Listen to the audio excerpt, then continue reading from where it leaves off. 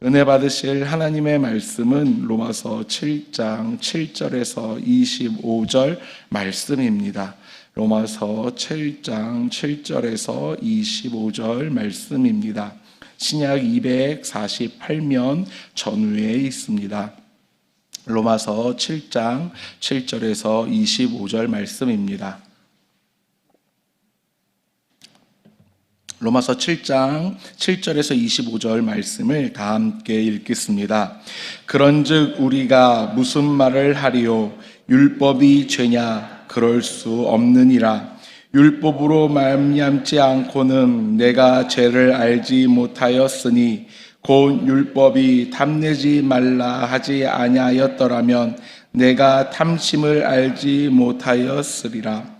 그러나 죄가 기회를 타서 계명으로 말미암아 내 속에서 온갖 탐심을 이루었나니 이는 율법이 없으면 죄가 죽은 것임이라.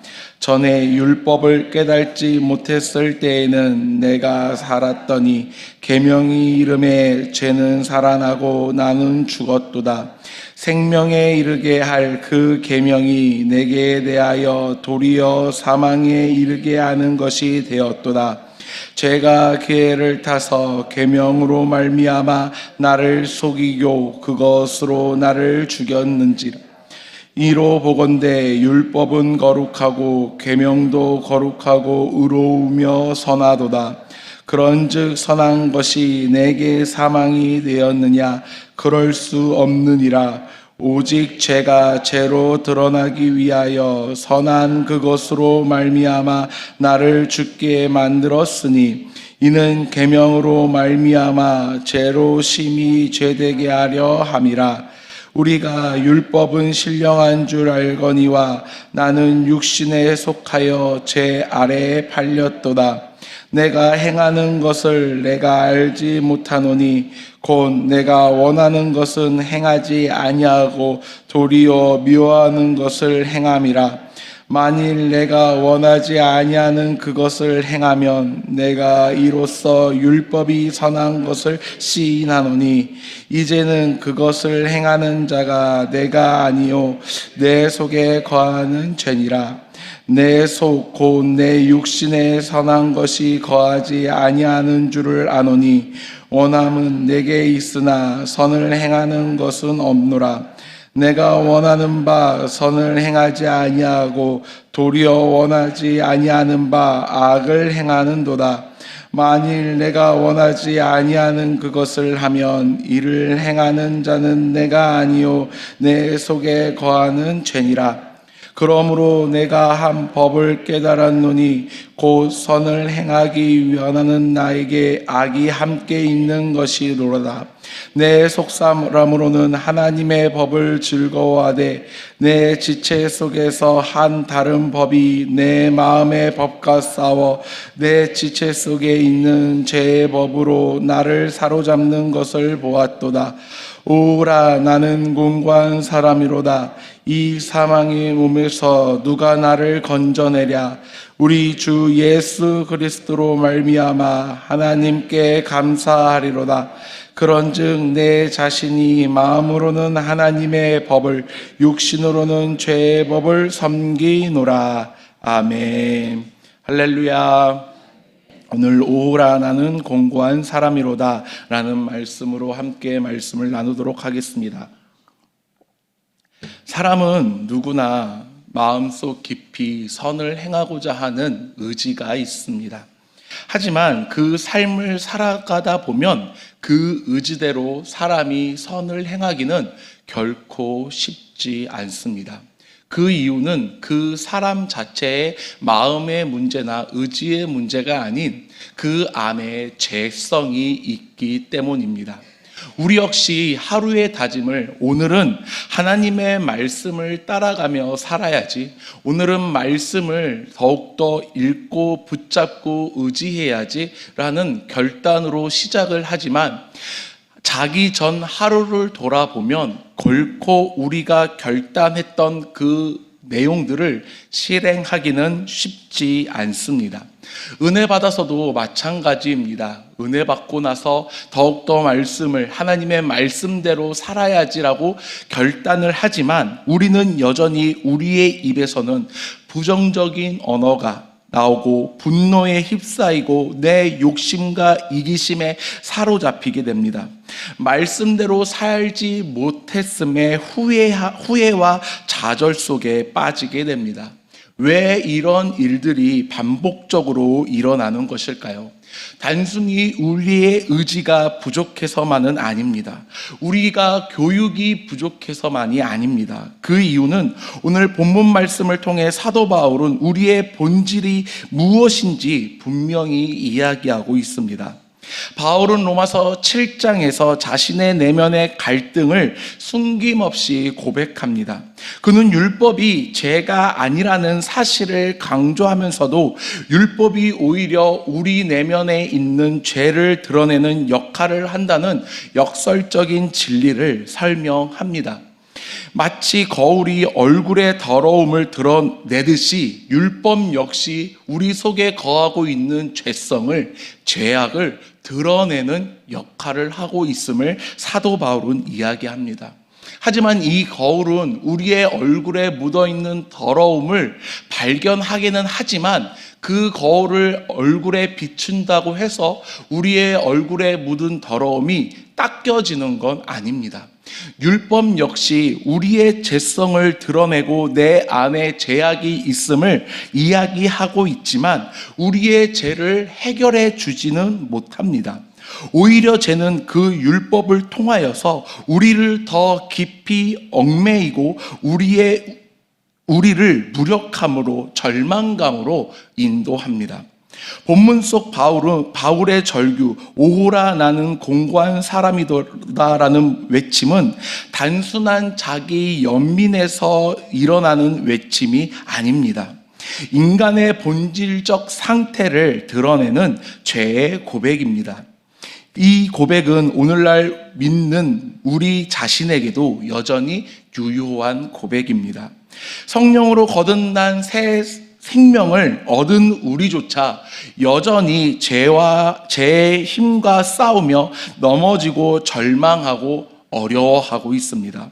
바로 이 갈등이 성도의 삶에서 반복적으로 일어나고 있는 현실입니다. 그렇다면 이 갈등 속에서 율법은 어떠한 역할을 하고 있을까요? 그리고 성도는 왜 여전히 죄와 싸우며 넘어져야 할까요? 그리고 이 절망의 끝에서 우리는 무엇을 붙잡아야 할까요? 오늘 우리는 본문을 통해 이 세 가지 질문에 대한 답을 찾으려고 합니다. 우리 구원의 실상을 다시금 확인하고 오직 예수 그리스도의 은혜 안에서 주어지는 참된 해방을 선포하고자 합니다. 바울은 먼저 율법의 역할에 대해 분명히 이야기합니다. 7절 말씀에 그런즉 우리가 무슨 말을 하리요? 율법이 죄냐? 그럴 수 없느니라. 율법은 죄가 아니라고 분명히 말하고 있습니다. 12절 말씀에서는 오히려 율법은 거룩하고 의롭고 선한 것이라고 말하고 있습니다. 그런데 왜 율법을 말할 때마다, 우리가 율법을 생각할 때마다 이 율법을 죄와 연결해서 생각할까요? 그것은 율법 자체의 문제가 아니라 우리의 죄성이 율법을 틈타 드러나기 때문입니다. 바울은 율법으로 말미암지 않고는 내가 죄를 알지 못하였다고 이야기하고 있습니다. 그는 탐내지 말라는 계명을 통해 내 안에 탐심이 있었다라는 그 탐심의 죄가 있음을 고백합니다. 여기서 중요한 점은 율법이 죄를 만들어내는 것이 아니라 죄가 율법을 통해 우리 자신의 속내에 드러나고 그것이 자리 잡고 있음을 드러내고 있다라는 것입니다. 즉, 율법은 죄를 드러내는 거울의 역할을 합니다. 하지만 죄는 교묘하게 율법을 이용합니다. 율법이 하지 말라고 말한 그 내용들을 통하여서 오히려 죄는 우리 인간에게 그 죄성을 건드리며 더욱더 율법이 하지 말라고 하는 것을 하게끔 우리를 자극합니다. 죄는 그 계명을 빌미로 우리를 더욱더 깊은 불순종으로 인도합니다.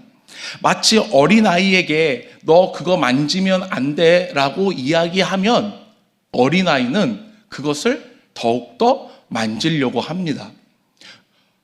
저번 달에 저희 아내의 동생 집에 놀러 갔습니다. 매제 막내가 이제 4월 달에 돌이 지났는데 그 막내를 보면서 제가 이제 이름이 이수인데 이수야 그거 하면 안 돼요 라고 이야기를 했더니 저를 한번 쓱 쳐다보면서 씩 웃더니 하지 말라는 걸 하더라고요. 소파에 올라가지 말라고 했는데 그 2살밖에 안 된 아이가 소파 등에 올라가서 에어컨을 잡고 껐다 켰다 껐다 켰다 껐다 켰다 하는 겁니다. 그래서 이수 그러면 혼나? 하면 안 돼 라는 말을 했더니 저를 쓱 쳐다보면서 씩 웃고는 그것을 곧장 끄는 모습을 볼 수 있었습니다. 이것은 비단 어린아이들 뿐만 아닙니다. 우리 역시 누군가가 그것을 하지 말라고 하면 더 하고 싶은 마음이 일어나게 됩니다. 결국 율법은 선하지만 우리의 죄성은 그 선한 율법을 이용하여 우리를 정죄와 사망으로 끌고 갑니다. 따라서 율법은 결코 구원의 수단이 될 수 없습니다. 율법은 우리의 의를 세워주지 못하고 오히려 우리의 죄를 폭로하며 하나님 앞에 설 수 없는 자임을 드러냅니다. 이것이 바울이 말하는 율법의 역할입니다. 율법은 하나님의 거룩한 기준을 보여줍니다.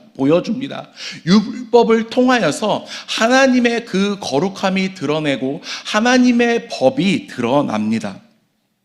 우리를 하지만 그것이 우리를 의롭게 하지 못합니다. 오히려 우리는 그 앞에서 내가 죄인임을 깨닫고 절망하고 더욱더 낙심하게 됩니다. 그렇다면 하나님은 왜 우리에게 율법을 주셨을까요? 그것은 바로 우리로 하여금 자기 자신을 의지하지 않고 그리스도의 은혜로 달려가게 하기 위함입니다. 율법은 우리를 예수 그리스도께로 인도하는 초등교사요, 복음의 필요성을 드러내는 거울입니다. 사랑하는 성도 여러분들, 우리는 율법을 통해 우리의 무력함을 깊이 깨달아야 합니다.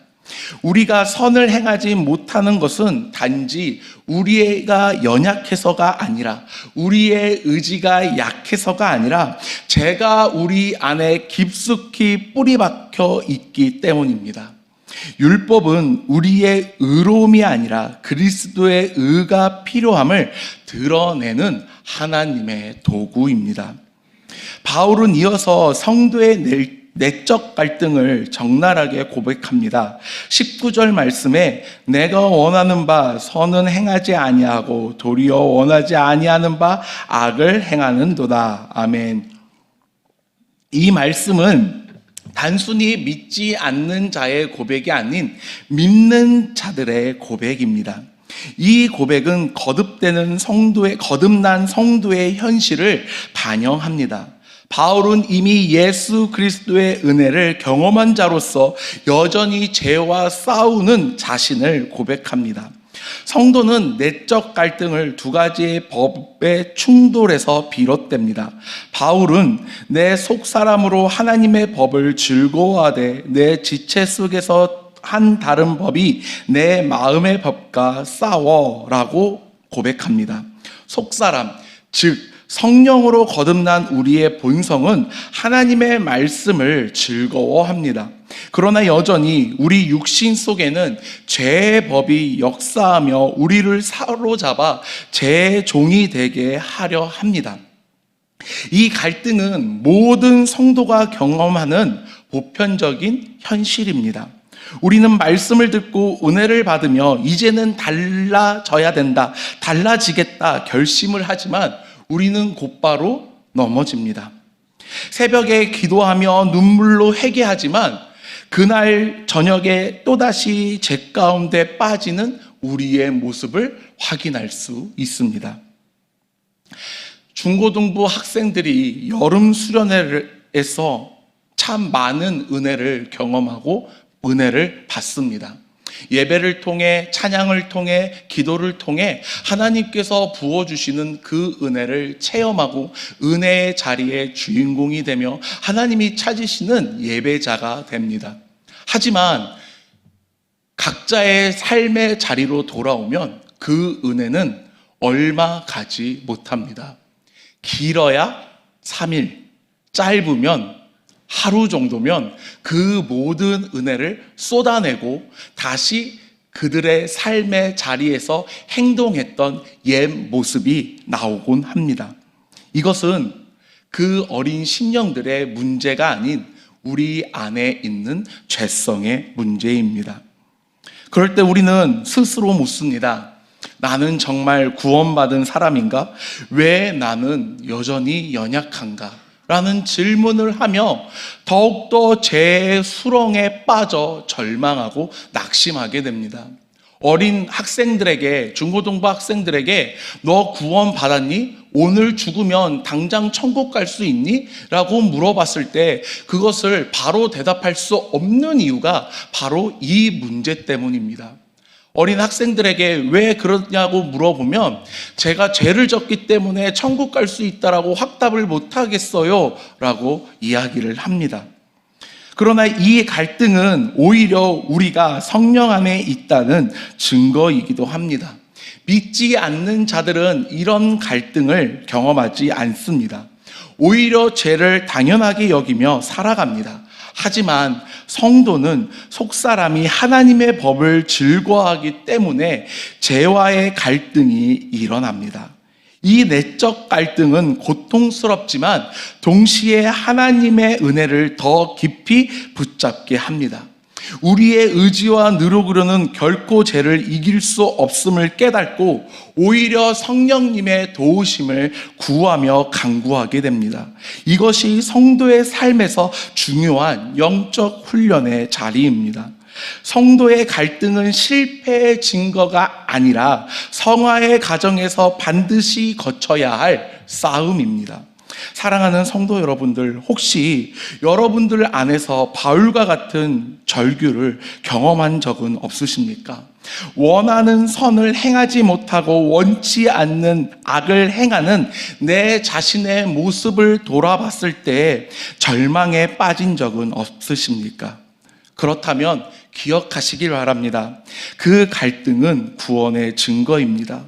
성도는 죄를 가볍게 여기지 않고 죄와 싸우며 아파합니다. 이것이 바로 성령께서 우리 안에서 역사하시는 증거요 성도의 참된 표입니다. 바울은 이 내적 갈등의 절정에서 절규합니다. 24절 말씀을 함께 읽겠습니다. 오라 나는 공고한 사람이로다. 이 사망의 몸에서 누가 나를 건져내랴. 아멘.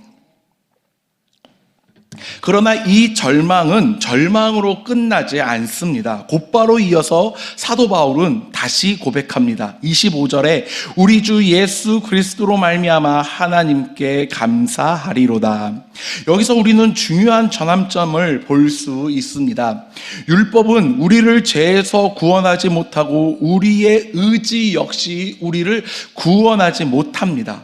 하지만 오직 예수 그리스도의 십자가의 부활의 은혜만이 우리를 죄와 사망에서 건져냅니다. 그리스도께서 율법을 완성하셨고 죄의 권세를 십자가에서 깨트리고 이기셨습니다. 승리하셨습니다. 그래서 이제 성도는 정죄함 없는 자로 살아가게 됩니다. 이 해방은 단번에 완성된 의롭다 하심과 점진적으로 이루어지는 성화의 과정을 포함합니다. 우리는 이미 그리스도 안에서 죄와 사망에서 해방되었지만 여전히 죄의 잔재와 싸우며 살아갑니다. 그러나 그 싸움의 결론은 이미 정해져 있습니다. 예수 그리스도께서 죄의 권세에서 승리하셨기 때문에 우리 역시 그 승리에 참여한 자가 되었습니다. 사랑하는 성도 여러분들, 우리의 소망은 내 자신에게 있지 않습니다. 나의 결심이나 의지가 아니라 그리스도의 십자가와 부활에 있습니다. 그러므로 우리는 넘어질 때마다 내 자신을 바라보며 내 자신을 의지하면 절망에 빠지게 됩니다. 하지만 우리가 예수 그리스도를 바라보며 감사할 때 우리는 그분이 주시는 은혜를 누리며 우리의 영적 싸움에서 승리할 줄 믿습니다. 말씀을 마치겠습니다. 사랑하는 성도 여러분, 로마서 7장은 성도의 내적 갈등을 가장 사실적으로 보여줍니다. 율법은 죄를 드러내지만 우리를 구원하지 못합니다. 우리는 여전히 원치 않은 악을 행하는 연약한 존재입니다. 그러나 이 절망의 끝에서 우리는 예수 그리스도를 붙잡아야 됩니다. 우리 주 예수 그리스도로 말미암아 하나님께 감사하리로다. 이 바울의 고백이 오늘날 삶을 살아가고 계시는 우리 모든 인천중앙교회 성도 여러분들의 고백이 되길 축복합니다. 우리는 실패 속에서도 낙심하지 말아야 합니다. 왜냐하면 성도의 삶은 완전함에 있지 않고 은혜에 있기 때문입니다. 성도의 진짜 싸움은 죄와 타협하는 것이 아니라 죄와 싸우며 그리스도를 의지하는 것입니다. 사랑하는 성도 여러분들, 예수 그리스도께서 그 죄의 권세에서 승리하셨습니다. 우리는 그 예수 그리스도를 의지하며 나아가야 합니다. 우리의 연약함을 고백하며 죄인임을 고백하고 그 예수 그리스도를 더욱더 붙잡고 나아갈 때 우리는 살아갈 수 있습니다. 예수님께서 우리에게 주시는 그 은혜로 말미암아 우리는 공고함 속에 우리의 삶에서 버틸 수 있고 살아갈 수 있습니다. 예수 그리스도로 말미암아 우리는 죄에서 해방되었습니다. 자유와 감사의 노래를 부르며 하나님께 감사를 고백하는 우리 인천중앙교회 모든 성도 여러분들이 되길 축복합니다. 기도하겠습니다. 은혜와 사랑이 많으신 하나님 아버지 감사합니다. 율법을 통하여서 우리가 죄인임을 깨달았습니다. 하지만 우리가 죄인임에도 불구하고 하나님의 은혜로 말미암아 하나님의 자녀가 되는 은혜를 받았습니다. 아버지 하나님, 우리가 하나님의 그 은혜를 붙잡고 나아가게 하여 주시옵시고 우리의 매일의 싸움 속에서 예수 그리스도의 십자가를, 예수 그리스도의 부활을 바라보며 의지하게 하여 주시옵소서. 우리는 연약하지만 예수님께서 승리하셨습니다. 예수님께서 승리하셨으므로 우리를 구원해 주셨습니다. 우리가 그 구원을 의지하며 감사하며 그 감사를 고백하며 나아가오니 우리를 붙잡아 주시옵시고 우리의 삶 속에서 절망이 아닌 감사가 흘러 넘치게 하여 주시옵소서. 감사합니다. 모든 영광 아버지 하나님께 올리며 예수님의 이름으로 기도합니다. 아멘.